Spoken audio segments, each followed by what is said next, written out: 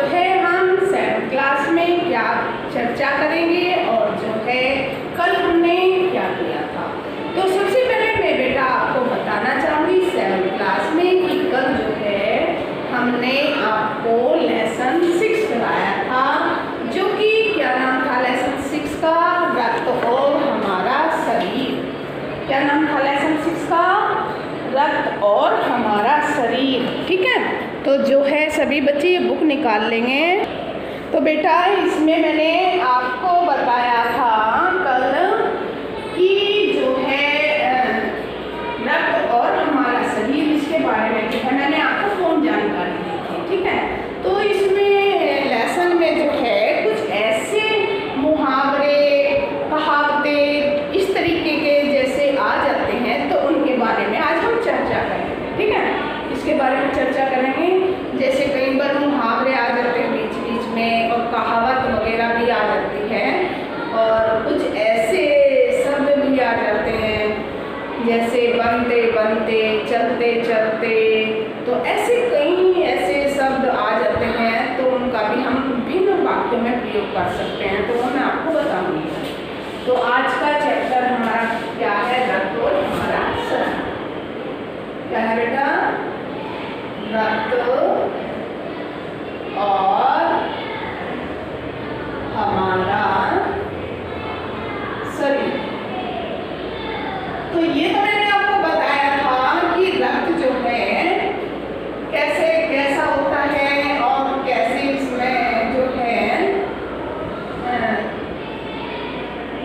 इसमें जो है विमाणु होते हैं, कण होते हैं, सफेद कण, लाल कण।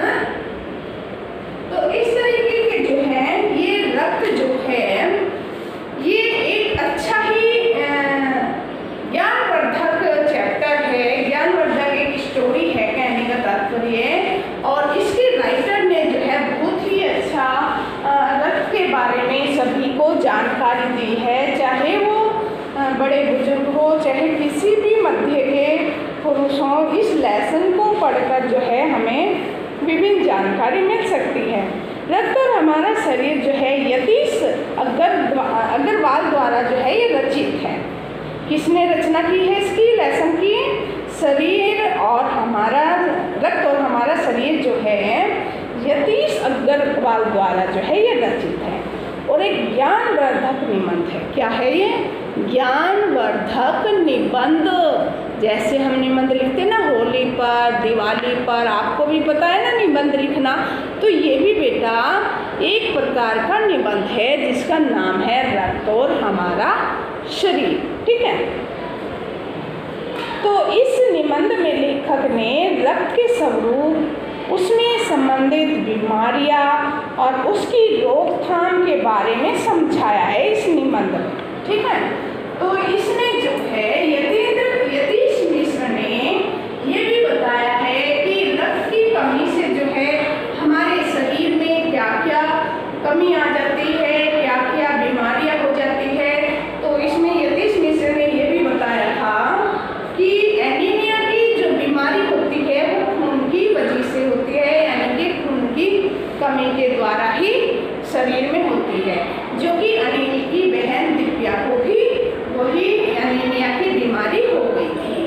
तो उसमें जो है डॉक्टर ने उसको चेक करके और जो है इसमें कितना खून है और इसमें जो है क्या कमी है इसके बारे में उसमें बताया था। यदि जो है डॉक्टर ने उसको बता दिया था कि जो है इसमें कितनी रक्त की कमी है, कितने ग्राम जो है खून है, कि हमारे शरीर में जो है कितना खून होना चाहिए है, और उस खून में जो है कितने कण, यानी कि 40 से 50 लाख तक के कण जो है उसमें दौड़ते हैं हमारे खून में। 1 मिलीलीटर खून में जो है 40 से 50 लाख कण उसमें दौड़ते रहते हैं, और वे कण जो है बेटा हमें पता नहीं लगता है, क्योंकि वे कण जो है डॉक्टर या कोई भी मनुष्य जो है सूक्ष्मदर्शी के द्वारा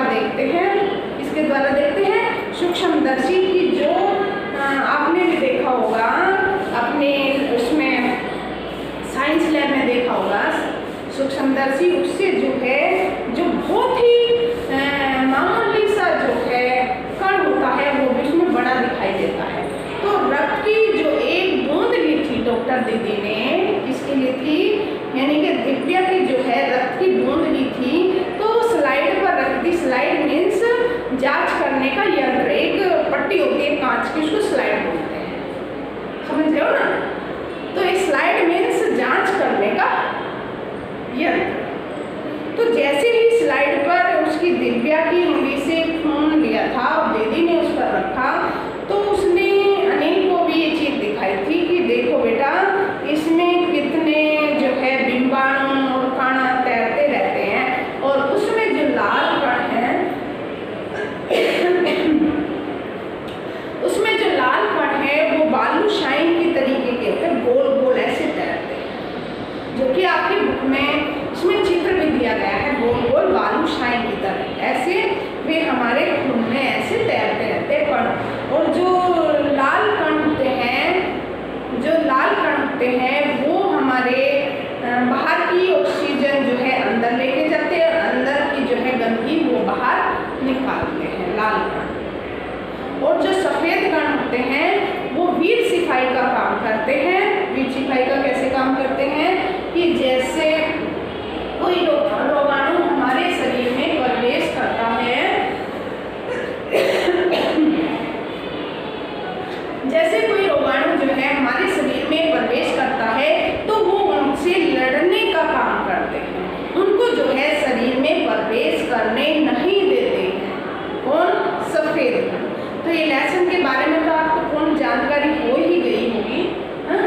तो आज जो है हम इसमें कराएंगे कि इसमें जो है बेटा कुछ कहावतें और जो है कुछ पंक्ति इस तरीके से दी गई होती है कि मुहावरे टाइप में। देखो जब कभी किसी भी अपनी भाषा का प्रयोग करता है वो एक ही भाषा उसमें नहीं होती है, क्योंकि अपनी भाषा में भिन्न भिन्न मुहावरे, कहावतें, तत्सम, तद्भव, देशज, विदेशज आदि शब्दों का जो है मार्मिक वर्णन करता है। तो इसमें जैसे ये आपको आप बुक में भी अपनी देख सकते हो, भाषा की बात में क्वेश्चन नंबर 2 में है। भाषा की बात जो है आपकी क्वेश्चन नंबर 2 में, तो इसमें ये कहावत और मुहावरे दिए गए हैं। जैसे आपका आया था भानुमति का पिटारा, क्या आया था, यानी कि मुहावरा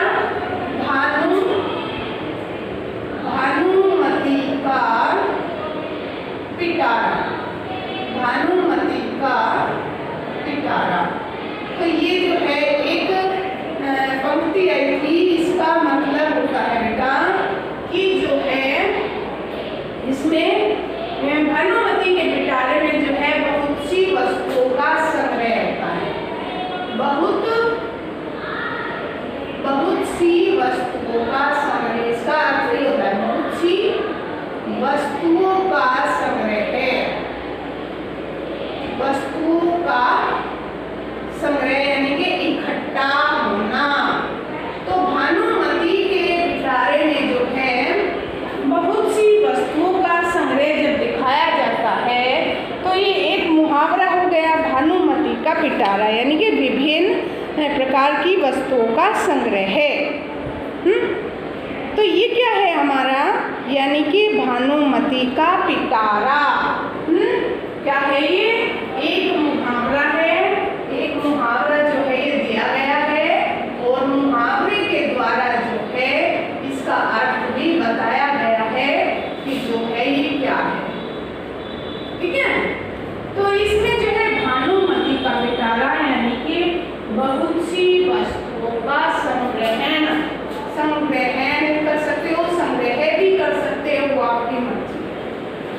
भानुमति का पिटारा, ठीक है। तो ये है एक मुहावरा हमारा जो आपके पढ़ने में भी आया था, एक क्वेश्चन में भी मैंने आपको बताया था। तो ये साथ साथ आप नोट डाउन करते जाइएगा। और सेकंड बेटा आपका आया था कि दस्तक देना, दस्तक देना। सेकंड क्या था इसमें, सेकंड नंबर पे क्या था, दस्तक।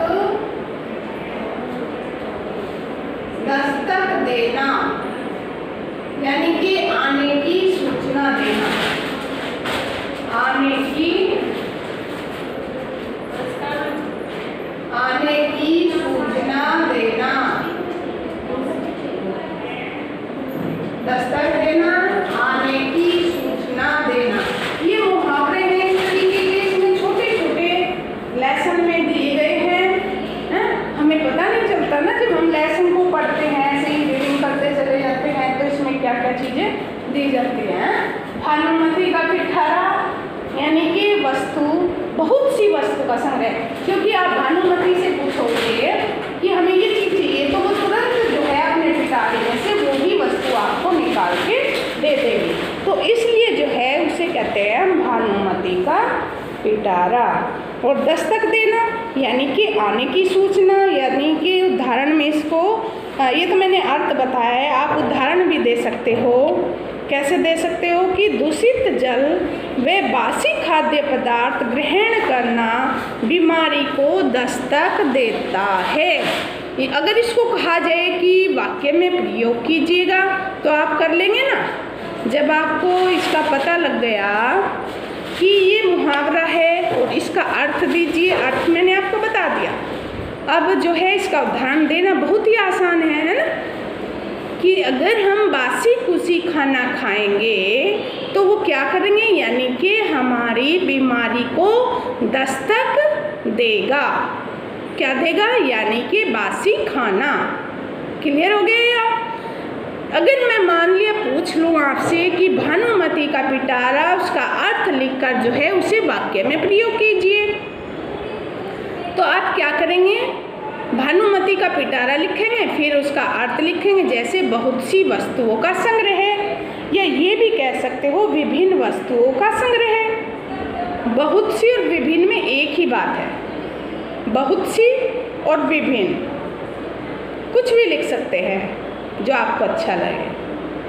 विभिन्न वस्तुओं का संग्रह या बहुत सी वस्तुओं का संग्रह। अगर इसको वाक्य में प्रयोग करेंगे तो आप कैसे करेंगे, पता है आपको कि अध्यापक का मस्तिष्क जो है मानो भानुमति का पिटारा है। अगर आप किसी भी अध्यापक से उसके विषय से संबंधित क्वेश्चन करोगे, लेकिन पढ़ते तो आप हो, लेकिन अध्यापक जो है बेटा उसका तुरंत आपको आंसर दे देता है। पता है ना आपको इस चीज़ का। फिर आप ये चीज़ बोलते भी हो, मैडम आपको सारी बुक याद है। ऐसे बोलते हैं ना बच्चे फिर कि मैम आपको सारी बुक याद है। तो ये जो है भानुमति का पिटारा एक जो है अध्यापक का बहुत ही अच्छा उदाहरण दे सकते हो। कैसे दे सकते हो, फिर से बताऊँ मैं कि अध्यापक का जो मस्तिष्क है, अध्यापक का जो मस्तिष्क होता है यानी मानो वो भानुमति का पिटारा है। क्लियर। फिर एक धावा बोलना, एक और मुहावरा इसमें आया है बेटा, धावा बोलना। नंबर 3 पे जो इसमें एक मुहावरा आया है यानी कि धावा, धावा बोलना। धावा बोलने का अर्थ जानते हो आप? धावा बोलना यानी कि हमला करना, हमला करना। अब इसका भी अगर मैंने आपको इसका अर्थ बता दिया है तो सेंटेंस बनाने में कोई दिक्कत ही नहीं आपको होना चाहिए। धावा बोलना यानी कि हमला करना। अगर हमारे शरीर में खून की कमी होगी तो बीमारी जो है अपने आप धावा बोल देगी। ठीक है, तो हमें जो है धावा, हमला बोलना, हमला करना, हमला करना। यानी कि जब हम बेटा पौष्टिक आहार नहीं खाएंगे, हरी सब्जी नहीं खाएंगे तो हमारे शरीर पर जो है क्या जीवाणु जो है हमला बोल देंगे और उससे जो है हम बीमार हो जाएंगे। क्या हो जाएंगे उससे? उससे जो है हम बीमार हो जाएंगे। तो ये धावा बोलना कौन बोलते हैं हमारे शरीर पर धावा? जानते हो कौन बोलते हैं हमारे शरीर पर धावा? जीवाणु। जीवाणु जो है ये हमारे शरीर पर धावा बोल देते हैं, उससे जो है हम बीमारी के शिकार हो जाते हैं, बीमार पड़ जाते हैं। ये किस कारण होता है कि हम जो है पौष्टिक आहार नहीं लेते, फास्ट फूड लेते हैं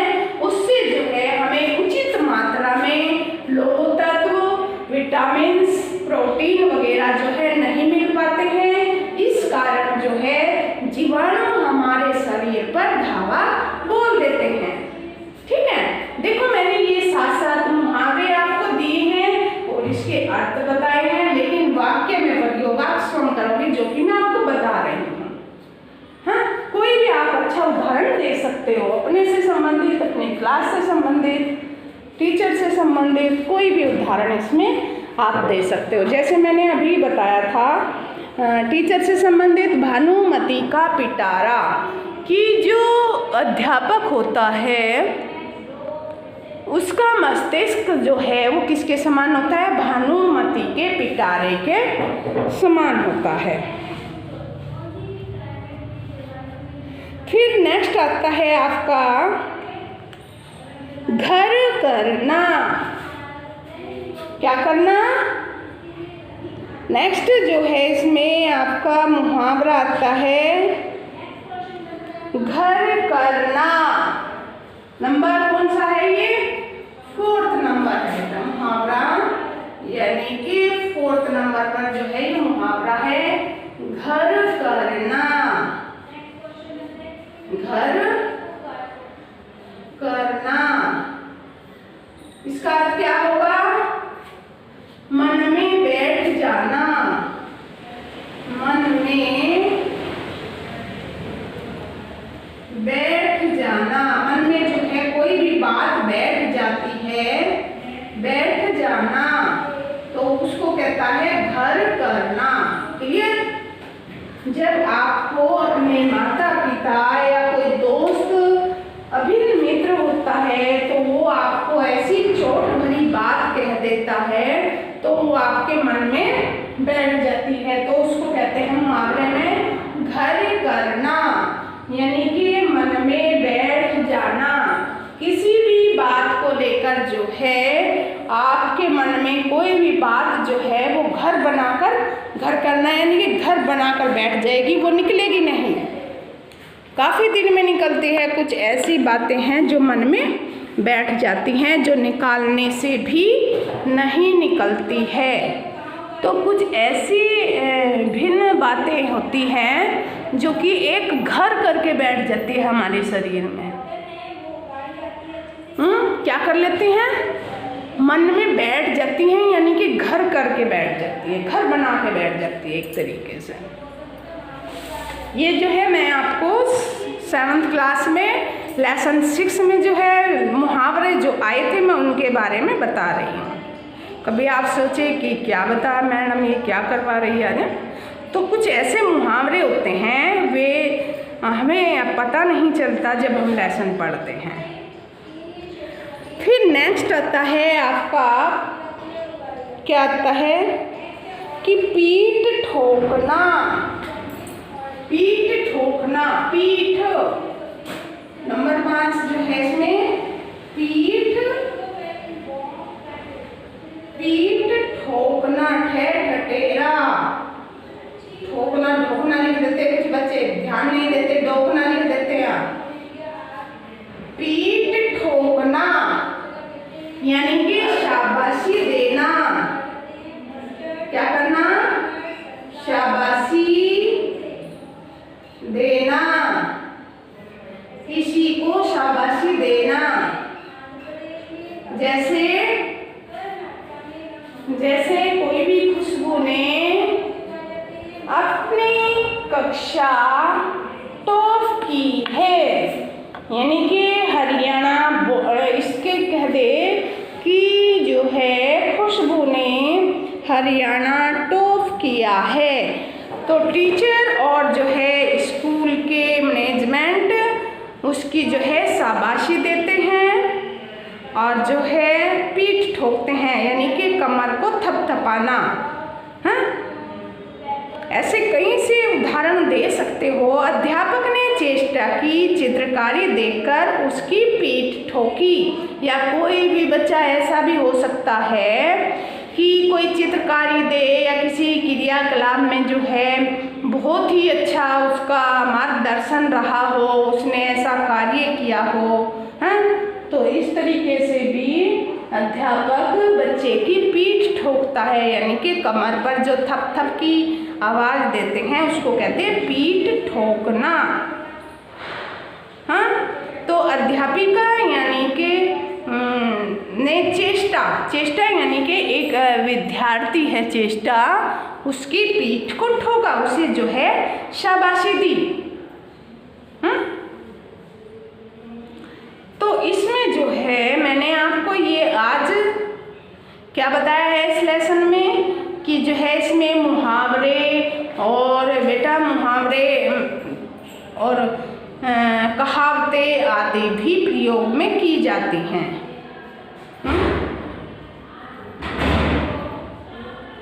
तो सभी बच्चे जो हैं इनको ध्यान से देखेंगे तो इस तरीके के आप भी जो है ये अपने जीवन में प्रयोग कर सकते हैं।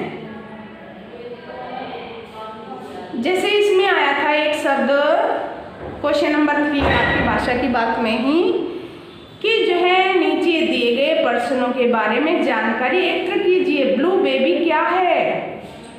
ब्लू ब्लू अदब लैप ऊ की मात्रा बड़े होगी ब्लू। ब्लू बेबी क्या है? ऐसा बच्चा जिसके हृदय के छिद्र हों ब्लू बेबी कहलाता है। जिसके हृदय में जो है छेद होते हैं, छिद्र मीन्स छेद होता है, उसे ब्लू बेबी कहते हैं। ये भी जो है रक्त की कमी के कारण ही होता है बेटा। रक्त के जमाव की जो है क्रिया में बिंबाणु प्लेटलेट का कार्य क्या है? इसमें अगर क्वेश्चन आपका आ जाए कि रक्त के जमाव की क्रिया में बिंबाणु प्लेटलेट का क्या कार्य है, तो बिंबाणु जो है जाल की भांति फैलकर रक्त को बहने से रोकते हैं। जो प्लेटलेट है वो बिंबाणु जो हैं वे जैसे हमारे शरीर से रक्त बहने लगता है तो वो एक तरीके का जाल बना लेते हैं जिससे हमारा रक्त बाहर नहीं बहता इतना। फिर एक और क्वेश्चन इसमें बन सकता है आपका कि रक्तदान के लिए कम से कम कितनी उम्र होनी चाहिए? ये भी आपके दिमाग में क्वेश्चन उभर रहा होगा कि रक्तदान के लिए जो है कितनी उम्र होनी चाहिए। ये जो है बेटा इसमें जो है रक्तदान में कम से कम 18 वर्ष की आयु होनी चाहिए, इससे अधिक होनी 18 वर्ष से अधिक होनी चाहिए। इससे कम आयु में जो है बच्चे रक्तदान नहीं दे सकते हैं। और फिर आपके मन में ये भी क्वेश्चन आता है कि अगर हमें दोबारा रक्तदान करना पड़े कि दोबारा जो है ब्लड डोनेट करना पड़े तो उसमें कितने महीने कितने दिन की दूरी होनी चाहिए, कब फिर दे सकते हैं? यानी कि 3-4 महीने के बाद जो है हम दोबारा खून दान कर सकते हैं, यानी कि ब्लड जो है अपना वो दान दे सकते हैं। 3-4 महीने के बाद दोबारा दे सकते हैं। फिर आपके मन में ये भी क्वेश्चन उठेंगे कि क्या स्त्री का रक्त पुरुष को चढ़ाया जा सकता है? देखो अलग अलग बच्चे होते हैं, उनके मन में अलग अलग जो है क्वेश्चन उठते हैं, तो वो पूछिएगा टीचर से, अध्यापक से पूछिएगा, क्योंकि इस तरीके से वो लेसन क्लियर हो जाता है आपका। अगर आपके मन में जो क्वेश्चन उठता है वो पूछिएगा। ये भी बात अच्छी है। क्या स्त्री का रक्त जो है, जो स्त्री का खून होता है, क्या वो पुरुष को चढ़ाया जा सकता है? हाँ बिल्कुल, स्त्री का जो रक्त है पुरुष को चढ़ाया जा सकता है, लेकिन बेटा ग्रुप होना चाहिए। इसमें कौन सा ग्रुप है? ए ग्रुप का ए को ही जाएगा, बी पॉजिटिव बी को ही जाएगा, बी पॉजिटिव को ही जाएगा। तो इस तरीके, ये नहीं कि ए पॉजिटिव और बी नेगेटिव को दे दिया जाए, ऐसा नहीं दे सकते हम एक दूसरे को, ठीक है? ये भी तो क्वेश्चन आएगा ना। तो रक्त के भी तो ग्रुप होते हैं ना, अपने अपने अलग अलग ग्रुप होते हैं, तो उसी ग्रुप के आदमी को जो है उसी ग्रुप का खून देना चाहिए जिस ग्रुप का उसका खून होता है। शरीर के किसी अंग में अचानक रक्त संचार रुक जाने से, यानी कि रक्त के जो संचार होता है हमारे शरीर में चलता रहता है, क्या परिस्थितियाँ उत्पन्न हो सकती है? अगर हमारे शरीर में रक्त दौड़ता रहता है, जैसे अगर वो रुक जाए, परिस्थिति उत्पन्न हो जाए, ऐसी परिस्थिति कि वो रुक जाए, तो क्या होता है, क्या क्रिया होती है? तो इसमें मैं बताऊंगी आपको, यदि शरीर के किसी भी भाग में रक्त संचार रुक जाता है तो वह भाग काम करना बंद कर देगा। समझ रहे हैं? जिस शरीर के भाग में जो है रक्त का जाना आना, संचार करना, घूमना बंद हो जाता है, कई बार जो है वो शरीर का जो भाग है हमारा वो काम करना बंद कर देता है, तथा कई बार जो है उस भाग में जहर फैलने से उस भाग को काटने तक की नौबत आ जाती है कि जो है खून ना जाए, उसमें जो है सड़ जाएगा। जब रक्त जो है अपना संचार नहीं करेगा, आवागमन नहीं करेगा। जैसे आपको मैं एक उदाहरण देती हूँ, कहीं किसी गड्ढे में आपने पानी भर दिया और उसको भरे रहने दिया, उसमें कोई पानी नहीं चेंज किया, तो वो सड़ेगा नहीं सड़ेगा। ठीक उसी प्रकार जैसे हमारी नहर है, नहर ही मान लीजिए, तो उसमें पानी चलता रहेगा, तो समझ रहे हैं ना, तो वो साफ रहेगा, ताज़ा पानी रहेगा एक तरीके से। अगर नहर को रोक दिया जाए तो वो पानी कुछ दिनों में सड़ जाएगा। ठीक उसी प्रकार जो है हमारे रक्त का जो है संचार होता है, रक्त का संचार यानी कि शरीर में घूमता रहता है, तो वो साफ रहता है, क्योंकि मशीनें हमारे शरीर में ऐसे मशीनें होती है, फिल्टर करती रहती है, खून को साफ करती रहती है। अगर जिस शरीर में खून का जमाव हो जाएगा, वो रुक जाएगा, तो वो सड़ जाएगा, तो वो शरीर का जो है हिस्सा कार्य करना बंद कर देगा। तो आज जो है मैंने आपको विभिन्न बीमारी, मुहावरे, लोकोक्तियाँ, आज जो है इस चैप्टर का मैंने आपको सारा ही मार्मिक वर्णन किया है।